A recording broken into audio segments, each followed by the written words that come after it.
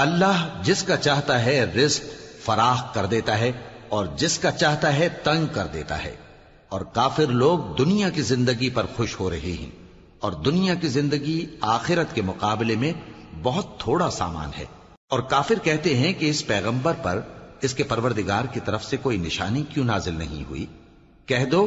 کہ اللہ جسے چاہتا ہے گمراہ کرتا ہے، اور جو اس کی طرف رجوع ہوتا ہے اس کو اپنی طرف کا رستہ دکھاتا ہے، یعنی ان کو جو ایمان لاتے اور جن کے دل اللہ کی یاد سے آرام پاتے ہیں ان کو۔